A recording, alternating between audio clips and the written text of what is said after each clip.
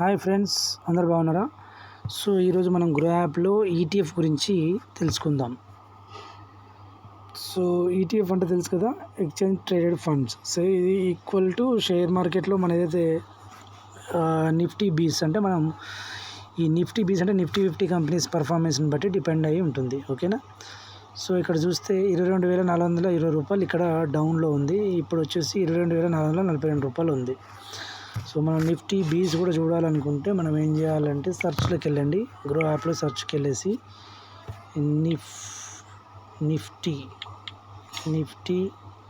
బీస్ అని కొట్టండి.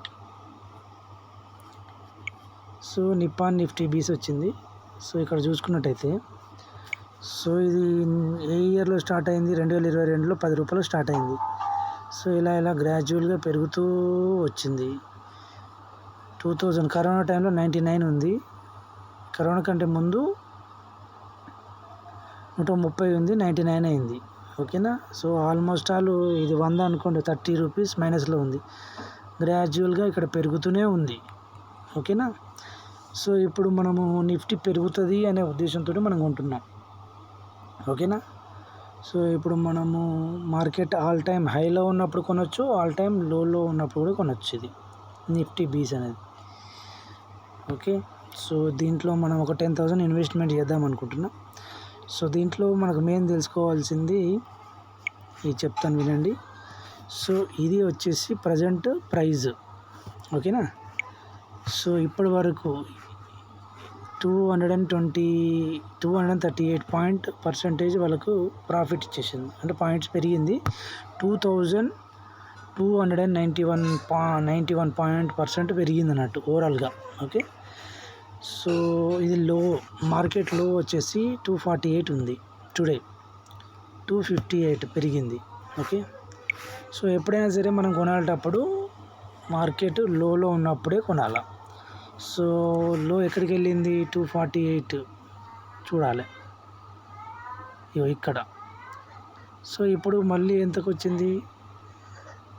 సో 248 ఇక్కడ చూడండి, 248.20 ఉంది, 248.19 ఉంది, పడిపోతుంది.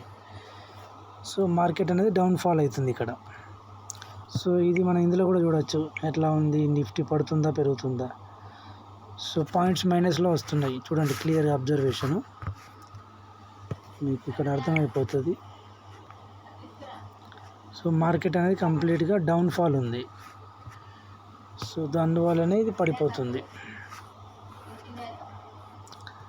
సో ఇక్కడ చూడండి 28, 29, 30 ఈ మైనస్ పాయింట్స్లో పడిపోయిన కొద్దీ అది ఎంత పడితే మనకు బెనిఫిట్. ఒకవేళ మనం ఎప్పుడు ఈ నిఫ్టీ పెరిగిందనుకో మన ఈటీఎఫ్ కూడా పెరుగుతుంది. ఓకేనా? చూపిస్తా చూడండి. నిఫ్టీ బీస్లో నేను ఇక్కడ కొందాం అనుకున్నా. సో ఏ పాయింట్ ఆఫ్ వ్యూలో కొందాం అనుకున్నా, ఇక్కడ 48.35, 48.20లో కొందాం అనుకున్నా. సో 48.21లో ఉంది.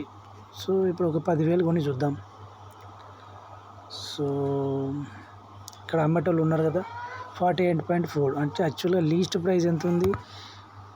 ఎంత 248.12 ఉంది. సో టాప్ ఎంత పోయింది? 250 దాకా పోయింది. సో ఇప్పుడు ఆ అమ్మేటోళ్ళు కొనేటోళ్ళు ఇక వీళ్ళు వచ్చేసి ఈ రేటు కావాలి అని అడిగేటోళ్ళు, వీళ్ళేమో అమ్మేటోళ్ళు. ఎట్లా తెలవాలి ఇది మనకంటే? చూడండి, 248 రూపాయల 14 పైసలు. సో ఇక్కడ చూడండి, దీనికంటే ఎక్కువ రేటే ఉంటుంది. అంటే వీళ్ళు అమ్మే వాళ్ళంతా ఇంతకంటే రేట్ ఎక్కువ చెప్తున్నారు. సో ఈ రేటుకి ఇస్తావా అని అడుగుతున్నారు. ఓకేనా? ఫర్ ఎగ్జాంపుల్ మనం వెజిటేబుల్ మార్కెట్కి వెళ్ళినాం, టమాటాలు కొంటున్నాం. మనకు 248 రూపాయల కిలో ఇస్తావా అని అడిగినాం. వాళ్ళు 248 రూపాయల 35 పైసలు అని చెప్తున్నారు. ఇంకొకరు 248 రూపాయల 24 పైసలు చెప్తున్నారు. సో ఎవరైతే 248 రూపాయల 14 పైసలకి ఇస్తారో వాళ్ళ షేర్స్ వీళ్ళకి వస్తాయి. వీళ్ళు అమ్ముతారు, వీళ్ళు కొంటారు. ఓకేనా? సో వీళ్ళు కొనేవాళ్ళు, వీళ్ళు అమ్మేవాళ్ళు, వీళ్ళు కొనేవాళ్ళు. ఓకేనా? ఇది ప్రాసెస్. సో ఇప్పుడు మనం బై అందాం. సో మనం ఇక్కడ చూసుకోవాలా ఎంత కొందాం. ఇప్పుడు లో ఎంత వచ్చింది 248. ఇక్కడ చూసుకో 248.12 ఉంది. సో మనకు మార్కెట్ క్లోజ్ ఎప్పుడవుతుంది? సో మార్కెట్ అనేది 3 గంటలకు క్లోజ్ అవుతుంది. సో మనము 248, 247 పెట్టుకుందాం. ఓకేనా. సో మనం ఇక్కడ బై అని పెట్టి మన దగ్గర ఉన్న అమౌంట్ ఒక 10,000 ఇన్వెస్ట్ చేద్దాం అనుకుంటున్నా. 1 బదులు 100, 1000, 10,000 డివైడ్ బై 247. ఈ రేట్కి వస్తే కొందాం అనుకుంటున్నా. 40 పాయింట్లు వస్తాయి. సో మనం ఇక్కడ ఏం చేయాలా?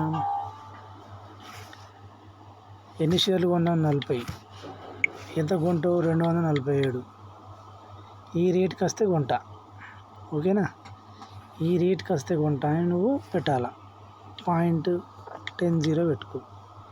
సో ఆ రేట్ కదా వాళ్ళు ఇచ్చేవాళ్ళు ఉంటే మనం కొనేయచ్చు బై అని. సో ఇది డెలివరీ ఆర్డర్ వెళ్ళింది. సో ఈ ఆర్డర్ ఎగ్జిక్యూట్ అవుతుందా లేదా అనేది మనం చూడాలి. ఓకే. సో ఈ ఆర్డర్ ఎగ్జిక్యూట్ అయితేనే మనకి అమౌంట్ కట్ అవుతుంది, లేదంటే అమౌంట్ కట్ కాదు. ఓకేనా.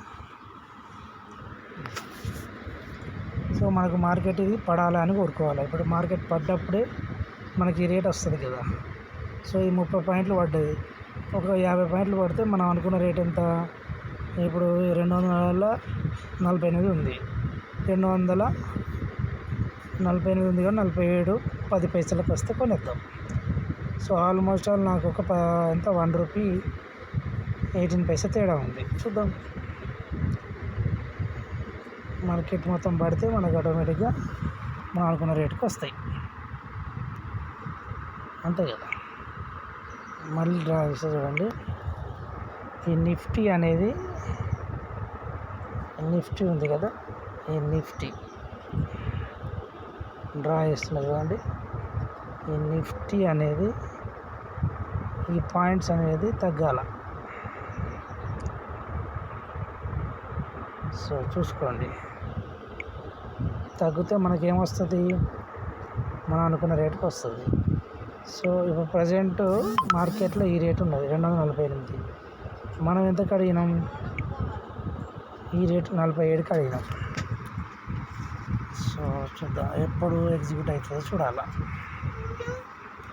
ఎగ్జిక్యూట్ అయితే మనం కొనవచ్చు.